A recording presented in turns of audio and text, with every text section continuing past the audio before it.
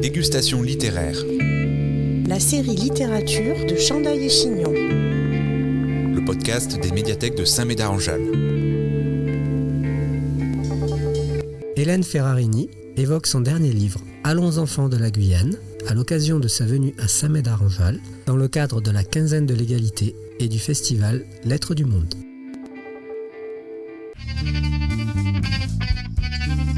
Écoute,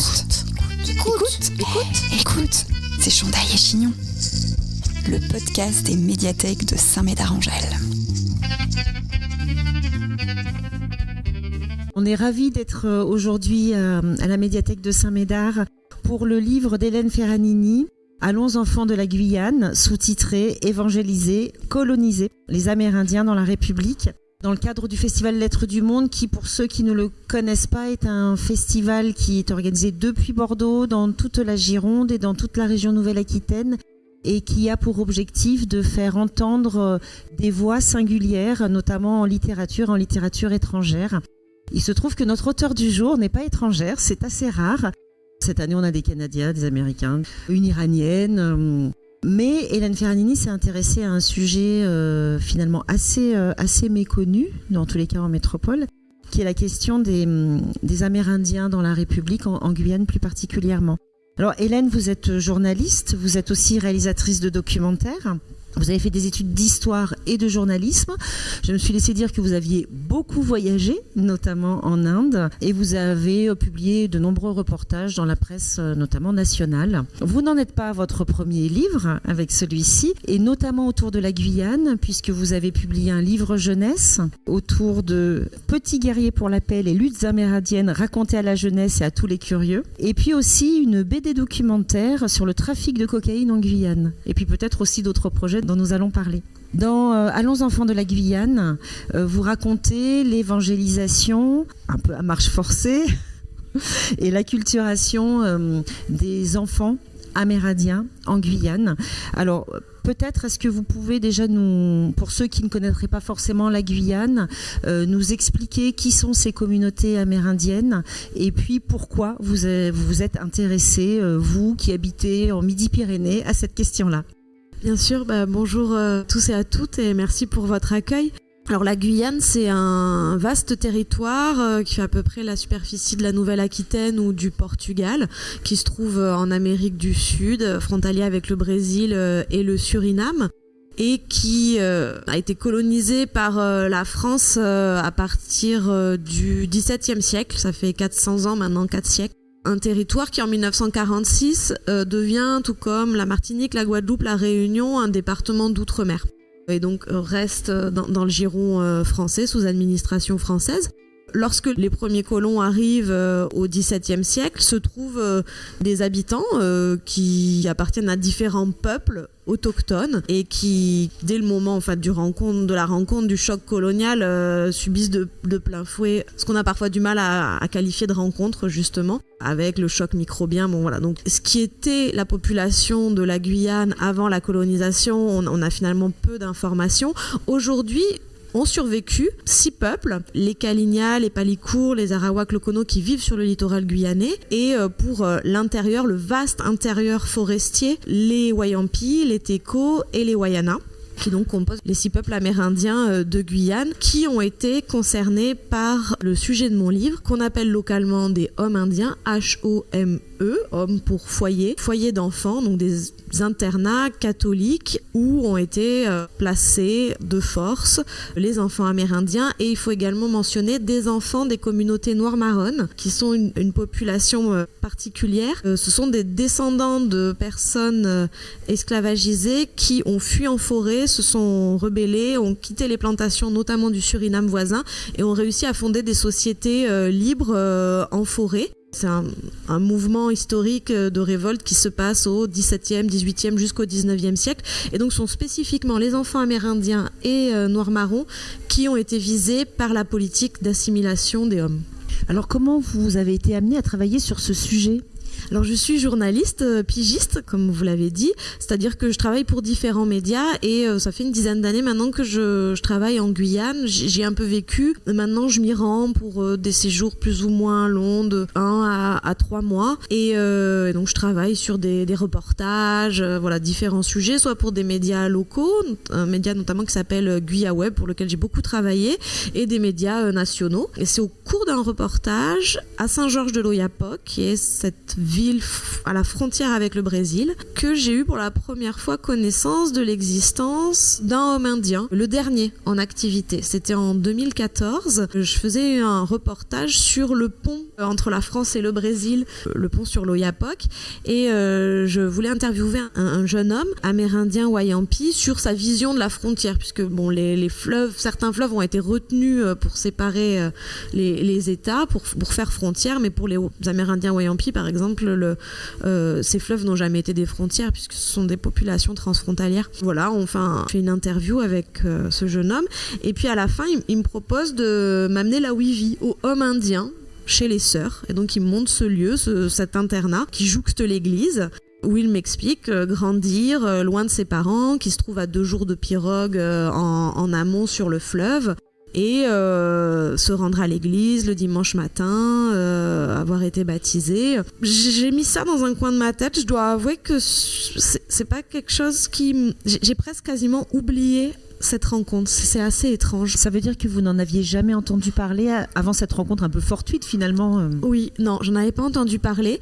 Et je l'ai même un peu oublié, ça c'est quelque chose à la rédaction du livre qui m'a travaillé. Je me rappelais quand même avoir interviewé Paul, je me rappelais même pas vraiment être rentrée dans le Homme avec lui. C'était assez fugace comme souvenir, pourtant pour quelque chose qui s'était passé il y a pas longtemps. Et quelques années après, j'ai rencontré Alexis Touka qui signe la préface du livre, qui est un militant, juriste, spécialiste du droit autochtone. Il appartient au peuple Kalinia et c'est quelqu'un qui a une 60aine d'années, qui est lui-même passé par un pensionnat de ce type dans les années 60, début 70, et on a fait ensemble ce livre d'entretien Petit guerrier pour la paix où il raconte sa vie, ses combats, et on aborde en 2-3 pages son passage par le Homme de Mana. Et à la sortie de ce livre en 2017, j'ai réalisé que ce sujet n'avait pas été traité, qu'on était face à un vide historique, une inconnue de l'histoire. Bien sûr, les personnes qui avaient grandi dans ces internats savaient très bien qu'ils avaient vécu chez le prêtre, chez les sœurs, dans les différentes communes de Guyane où ce type d'établissement avait existé ou existait encore pour Saint-Georges-de-l'Oyapock. On pouvait m'indiquer, oui, c'est là que se trouvaient les enfants amérindiens. Mais un grand nombre de questions aussi simples que quand est-ce que ces établissements avaient ouvert, quel avait été le rôle de l'Église, quel avait été le rôle de l'État, y avait-il eu un transfert financier, quel était le statut des enfants qui avaient grandi dans ces lieux, combien d'enfants étaient passés par ces établissements, quand est-ce que ces établissements avaient fermé, pourquoi? Eh bien en fait on n'avait pas de réponse. Et c'est là que je me suis en quelque sorte passé commande, j'étais animée par un besoin de documenter cette histoire. Alors c'est là que votre formation d'historienne et de journaliste ont été indispensables pour mener cette enquête. Une enquête, toutes les questions que vous avez posées finalement, vous y répondez à travers votre livre. Alors c'est une enquête journalistique, mais dans lequel vous avez des moments un peu littéraires aussi, pour raconter la part manquante à partir de photos, à partir de témoignages. Finalement, qu'est-ce que vous avez découvert alors ? J'ai découvert qu'on était face à un impensé de l'histoire guyanaise, plus largement de l'histoire de la République, qu'on était sur une institution qui témoignait de profondes contradictions entre des principes censés être fondamentaux pour la République française et la manière dont justement la République française administrait la Guyane. Les Hommes indiens, ce sont des établissements donc gérés par le clergé, des religieuses, des prêtres catholiques, où grandissent donc des enfants amérindiens et noirs marrons qui s'y retrouvent placés quand même sous la contrainte, avec une forme d'obligation, bien qu'on ne trouve pas d'obligation légale. La manière dont les gens l'ont vécu, c'est qu'ils n'avaient pas le choix et qu'ils étaient sommés de s'y rendre ou de placer leurs enfants dans ces établissements. Et ce sont des lieux d'acculturation et d'évangélisation où les enfants grandissent séparés de leur famille, de leur milieu culturel, coupés de leur langue maternelle. qui entraîne un certain nombre de traumatismes et puis des ruptures dans les transmissions familiales. Voilà ce que j'ai trouvé. Au début de votre ouvrage, vous avez une citation qui est assez saisissante. On était sous la tutelle de l'État, c'est-à-dire que l'on était presque considérés comme des enfants abandonnés, comme si nous étions des orphelins, alors que l'on avait nos parents. On nous interdisait d'y parler nos langues, il fallait parler français, il fallait aller à la messe et à l'école. C'est-à-dire que ces enfants étaient, quasi sous tutelle de l'État, mais à travers des religieux et des religieuses. C'est ça. Le début de cette pratique commence dans les années 30, où des religieux, donc qui appartiennent à des ordres missionnaires, notamment les pères spiritains, commencent à se rendre dans les villages amérindiens et gagner la confiance des familles et grouper des enfants au presbytère pour les garçons, chez les sœurs pour les filles. Et ça se passe sans l'État au début. C'est vraiment une initiative des religieux. En 1946, lorsque la vieille colonie guyanaise devient un département français, le préfet décide de valider, d'encourager cette initiative qui avait été menée par les religieux en la finançant sur argent public. Donc ça, voilà, c'est tout ce que j'ai mis au jour au cours de cette enquête, de ces recherches. Et à partir de ce moment-là, on voit la puissance publique, notamment via la figure du gendarme, qui se rend dans les villages pour convaincre les familles récalcitrantes et imposer de manière plus forte le passage par le homme. Alors, combien d'enfants ont été concernés par cette évangélisation et acculturation à marche rapide et forcée ? Il faut que vous ayez en tête le fait que c'est vraiment le tout premier... c'est un des tout premiers travaux qui parle des hommes. Avant ce livre, il y avait juste un mémoire de recherche en anthropologie écrit par Françoise Armanville qui commençait à poser des premières bases de cette histoire, notamment une géographie des établissements, où est-ce qu'ils se trouvaient, et puis un début de chronologie. Donc j'ai continué ce travail avec une grande responsabilité qui est celle d'avancer de construire des premières données, datation, évaluation du nombre d'enfants. J'étais très vigilante à ça quand j'ai parcouru les archives. Ce sont les archives qui m'ont permis de construire un nombre que j'évalue à environ 2000 enfants qui seraient passés par ces établissements des années 30, c'est le tout début, là, le début de cette pratique, jusqu'à aujourd'hui. Le livre a été publié en 2022, donc je me suis arrêtée là. Et le dernier homme, celui de Saint-Georges de l'Oyapock, a fermé en juin 2023. Là. Donc c'est la première rentrée où il n'est plus en activité. Et donc dès que dans des documents d'archives, je croisais des données chiffrées, par exemple dans des correspondances qu'un religieux pouvait envoyer à sa maison mère où il disait cette année j'ai 15 enfants. Alors à partir des années 60, on a des données plus précises et plus régulières parce que une association des hommes indiens se forme et elle tient son assemblée générale tous les ans. Et là, on trouve établissement par établissement des chiffres plus précis sur 75 enfants cette année pour tel endroit. Et c'est aussi un moment où ça devient plus administré, notamment parce que l'État français finance au prorata du nombre d'enfants logés. Et donc voilà, en mettant bout à bout ces données et en estimant aussi le nombre d'années que passent les enfants dans les établissements, j'en arrive à conclure que je pense qu'environ 2000 enfants ont été concernés par cette histoire.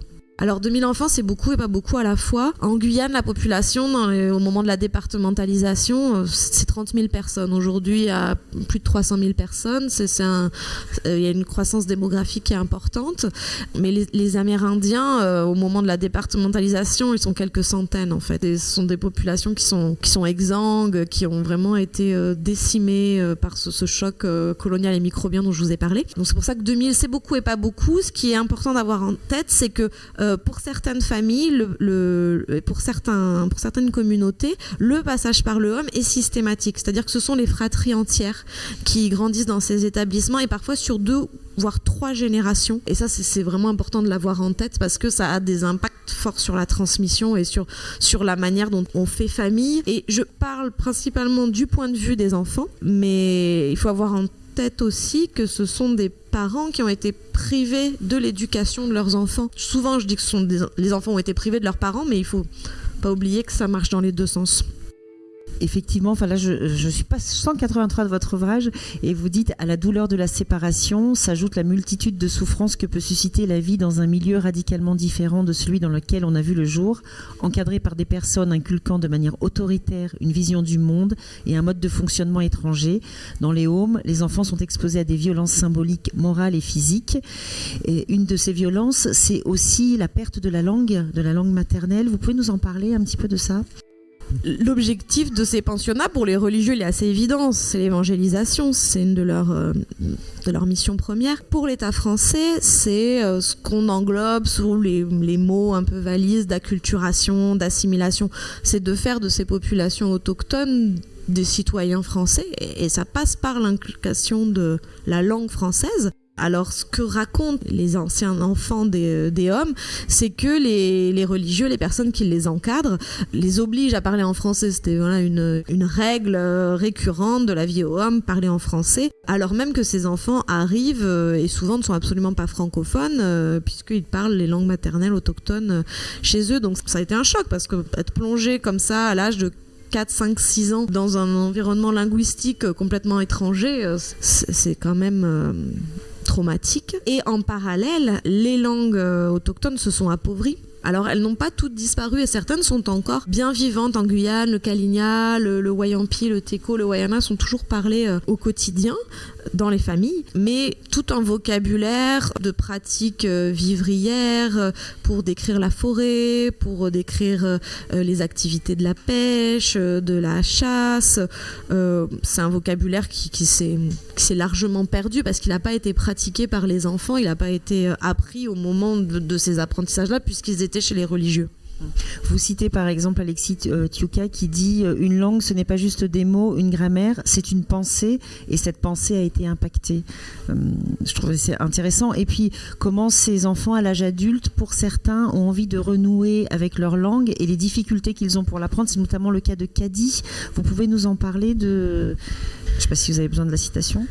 Kadi, je la cite longuement dans le livre parce que son rapport à la langue, c'est un témoignage que j'ai trouvé très fort. Kadi, son surnom, c'est un des noms en langue kalinia qui lui est donné.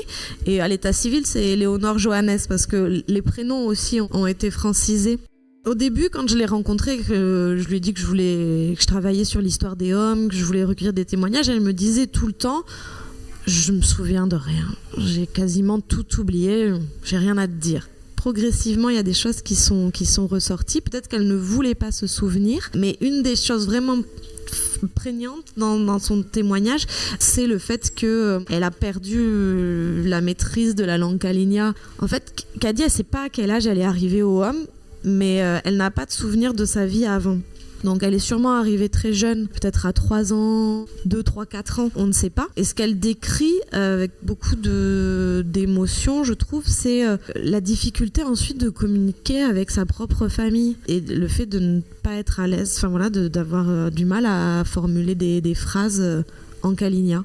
Sur ce sujet, je vous conseille l'écoute d'un documentaire sonore qui a été réalisé par Arte Radio sur le sujet des hommes indiens et qui réunit le témoignage de 3 personnes, dont celui d'Alexis Tiuka qui signe la préface et le témoignage de Kadi. Et justement, on l'entend parler en français de cette histoire et c'est très émouvant de l'entendre.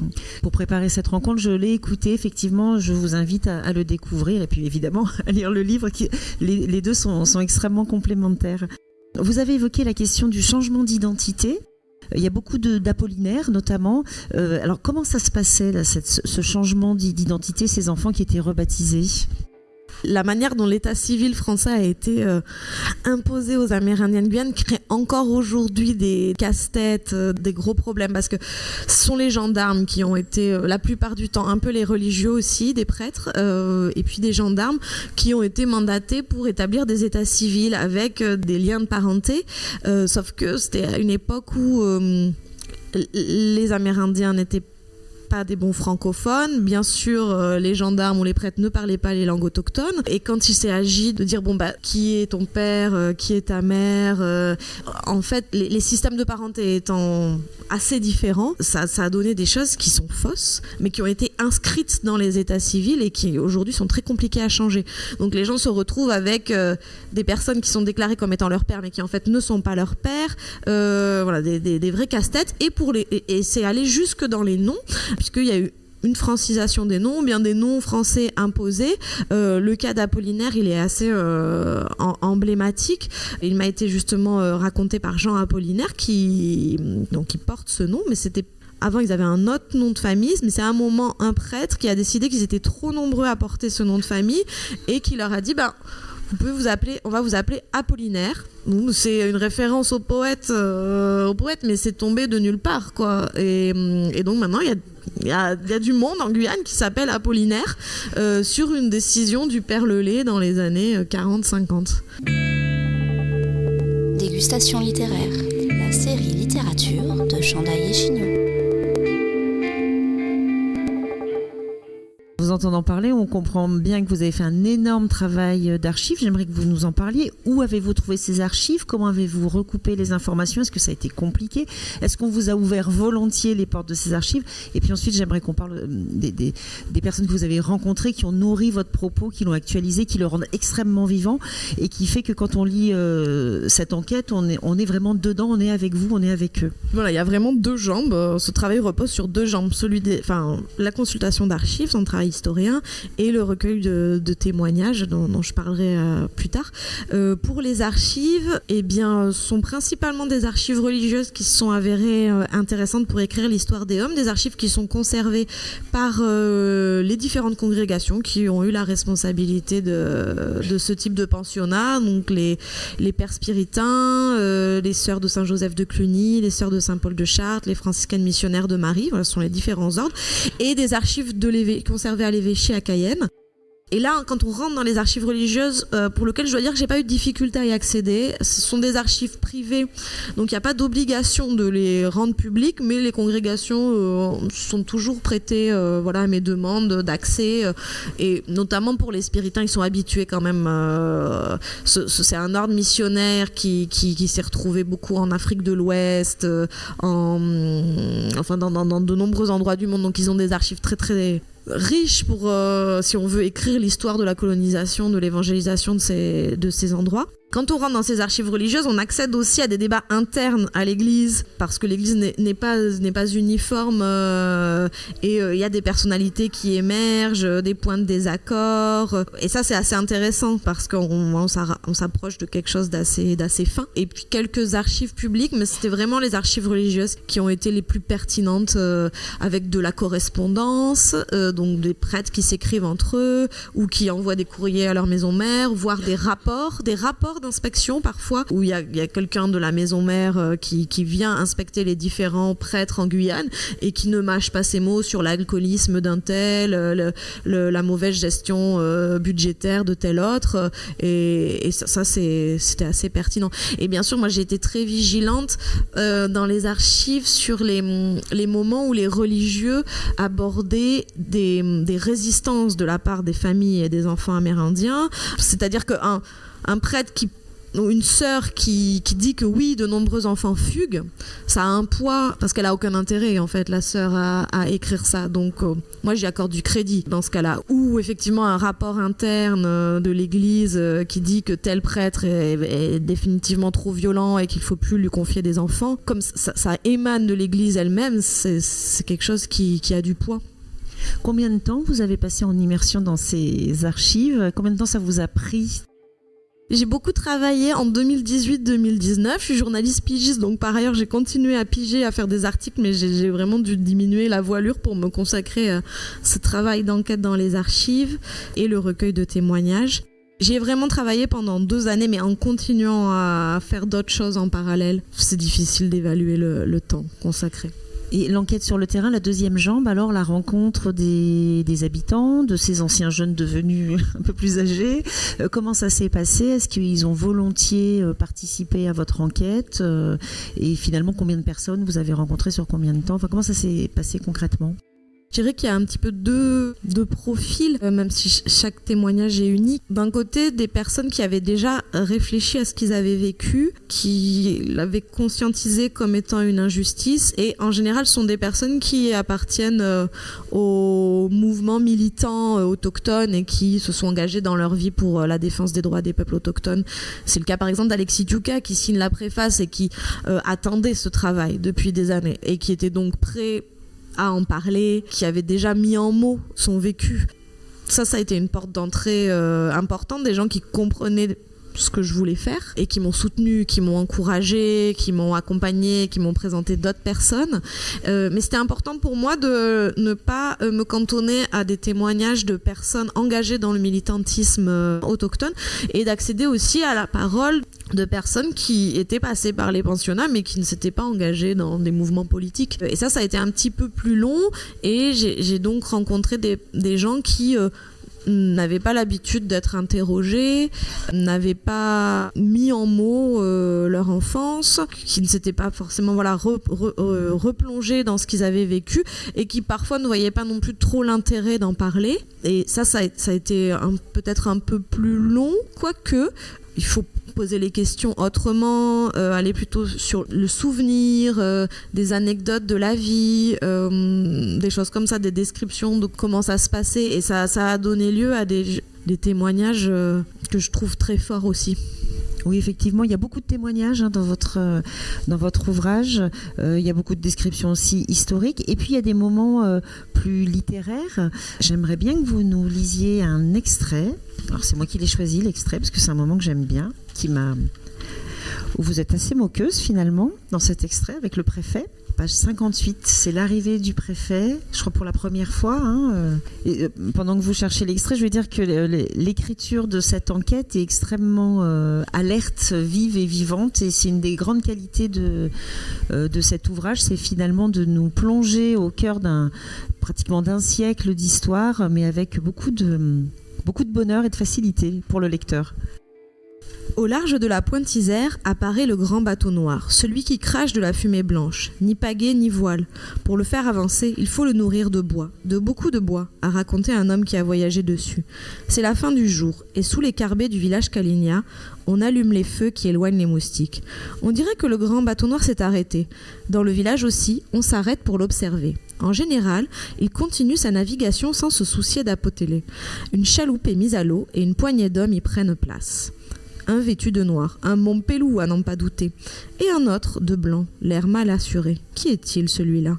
Il ne rame pas et scrute le village, tandis que les marins souquent ferme pour rapprocher la barque de la berge. Mais les vagues forment comme un corail protecteur, sans cesse renouvelé, empêchant l'embarcation d'accoster sur la plage. Le curé fait de grands signes. C'est Montpelou Lélé. On reconnaît sa silhouette émaciée sous son casque blanc, son visage taillé en pointe que prolonge une barbichette claire. Le voilà revenu après des lunes d'absence. Il agite les bras et crie quelque chose en direction des hommes de la Pointe Isère qui se sont approchés du rivage. « Ils vont venir nous chercher, monsieur le préfet, ne vous inquiétez pas. » Le représentant de la République, nauséeux après ce voyage en remorqueur à vapeur, où il a déploré l'absence de cabine et la promiscuité des hamacs, se laisse guider par le père Lelay.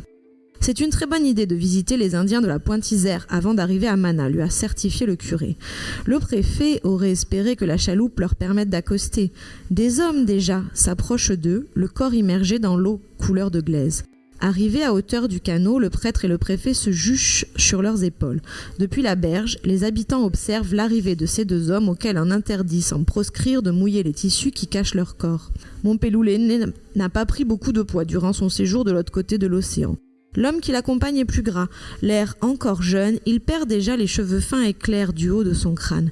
Celui qui le porte sur ses épaules sent ses chairs moites à travers le tissu de son pantalon crème et ses avant-bras qui s'agrippent maladroitement à sa tête. Il n'a pas le sens de l'équilibre, celui-là. Maintenir fermement ses genoux, gainer le dos, arquer les jambes dans les sables vaseux, ne pas le faire tomber dans l'eau saumâtre de l'embouchure de la Mana. À peine le pied posé sur la plage où se sont groupés les habitants de la Pointe Isère, le voilà qui s'agite, il parle, et semble accorder de l'importance à ce qu'il raconte. Montpelou Lélé acquiesce.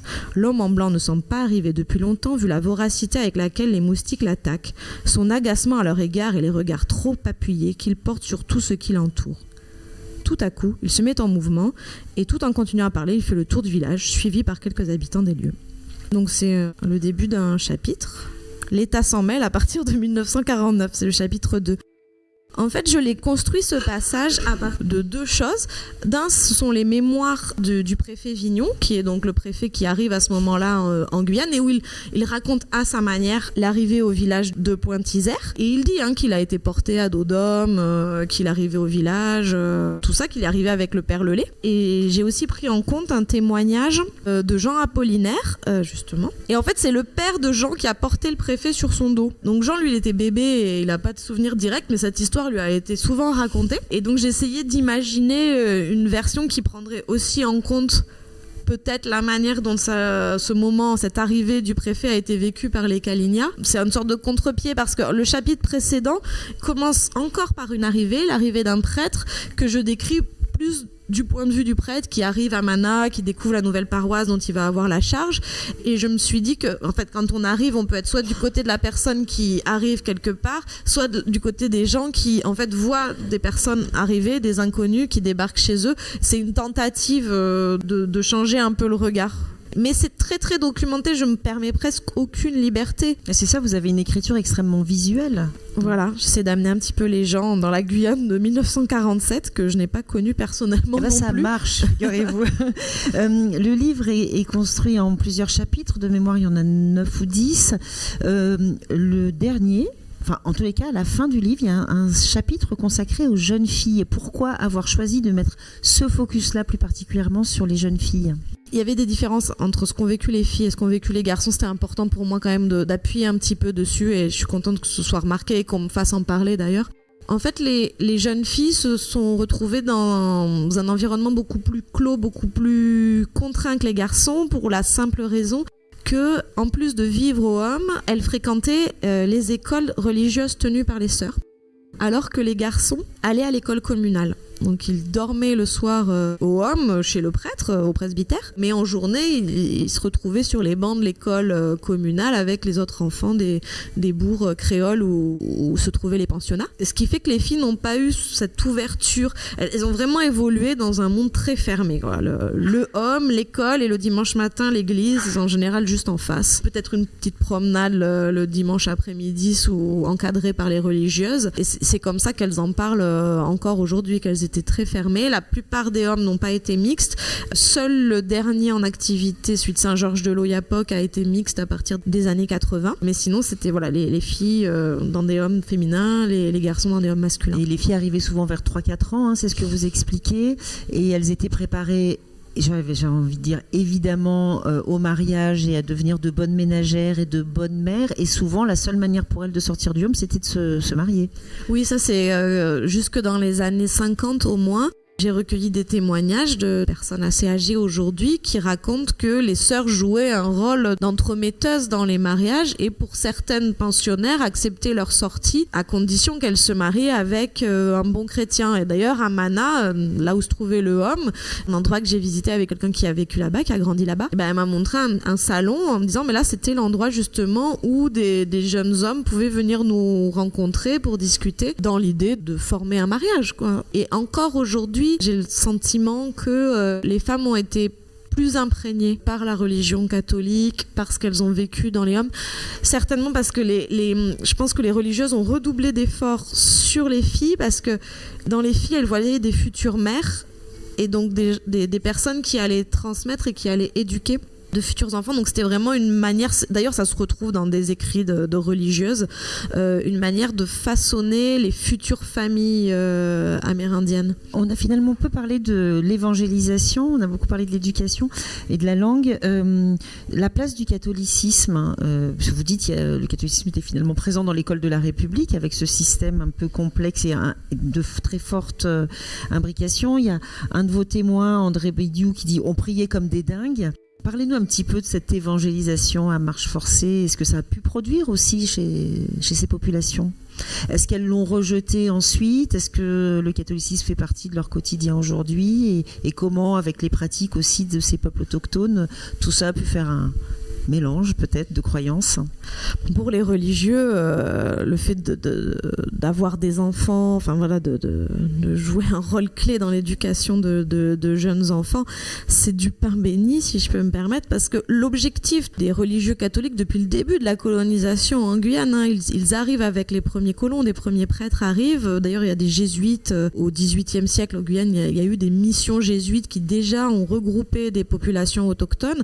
Bon, leur grand objectif, c'est d'évangéliser des personnes qu'ils qualifient de païennes. Donc ça, c'est quelque chose qu'il faut prendre pour avoir bien en tête. Et dans les hommes, la prière est quotidienne. Les enfants qui arrivent, qui ne sont pas encore baptisés, sont baptisés. L'église est obligatoire. Et ce, encore jusqu'à il y a quelques mois, puisque au Homme de Saint-Georges de l'Oyapock, tous les enfants allaient à l'église le dimanche matin, en mai 2023. Donc ça, c'est quand même quelque chose de très particulier.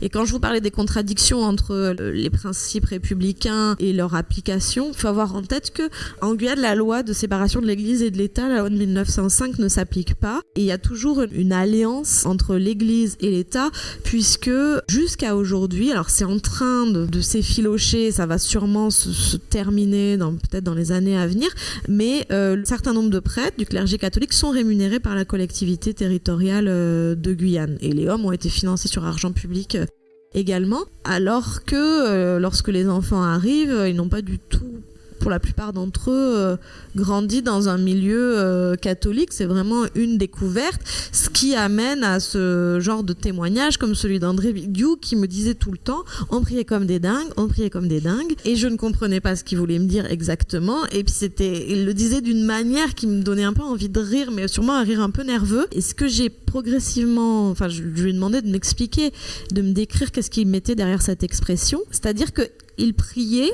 sans comprendre les mots mêmes de ce qu'il disait.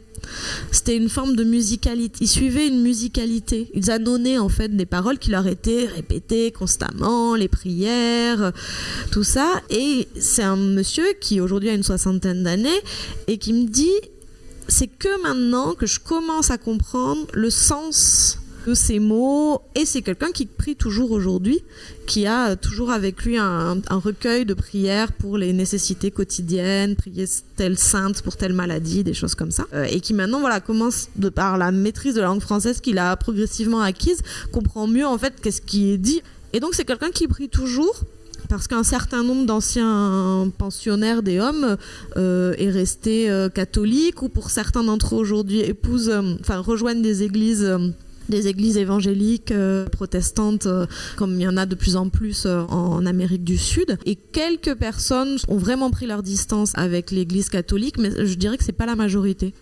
Sur la question de qu'est-ce qui se passe après le homme, pour beaucoup, notamment d'hommes, mais pas uniquement, à leur sortie du pensionnat, ils ont adopté des vies très différentes de celles de leurs parents. Et ils ont notamment rejoint l'emploi salarié à l'époque, exploitation forestière, pêche crevettière, construire la base spatiale de Kourou, ce genre de choses. Et ça, c'était un des objectifs des hommes, notamment pour l'État, de former une main-d'œuvre, d'éloigner d'un mode de vie vivrier les populations autochtones pour les faire rejoindre les rangs de la population salariée de Guyane. Sur la vie après le homme, il y a vraiment tout type de parcours, des personnes qui se sont engagées dans le militantisme autochtone, qui émergent dans les années 80 et principalement composé par des personnes qui sont passées par les pensionnats et qui disent, c'est ce que raconte Alexis Tiouka, que c'est au sein du pensionnat qu'ils ont forgé les armes de la résistance, qu'ils ont pris conscience de certaines injustices, qu'ils ont maîtrisé la langue française, ce qui leur a permis ensuite d'instaurer des négociations. Donc il y a ce genre de parcours. Il y a aussi des personnes qui, je pense, ont une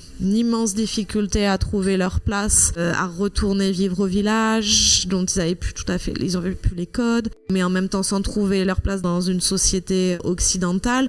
Aujourd'hui, c'est ce qui se passe avec les enfants qui sont sortis du Homme de Saint-Georges, donc autochtones Wayampi, qui vivent à Trois-Sauts, dans des villages qui sont vraiment quasiment aux sources de l'Oyapock. La plupart d'entre eux, ils retournent au village, mais c'est difficile et les communautés autochtones, elles sont frappées par les suicides dont il faut parler, qui est quelque chose qui est omniprésent. Sur le Haut-Maroni, sur le Haut-Oyapock, pour y avoir passé un tout petit peu de temps, c'est comme quelque chose qui plane de manière permanente, un peu à se demander qui va être le prochain, quand est-ce que la prochaine tentative ou le prochain suicide va advenir, et c'est extrêmement dur parce que chaque famille est concernée. Enfin, c'est vraiment avec les Wayampi, les Wayana, les Teko, tout le monde a un proche qui s'est suicidé au cours de ces dernières années. Il y a eu un rapport parlementaire il y a quelques années qui parle de taux de suicide dans ces communautés 20 fois supérieur au taux français, et pour autant le suicide est quelque chose de déjà assez répandu dans l'Hexagone.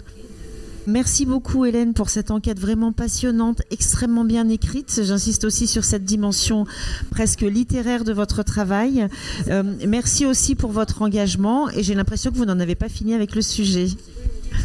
Et merci beaucoup. Merci à Saint-Médard.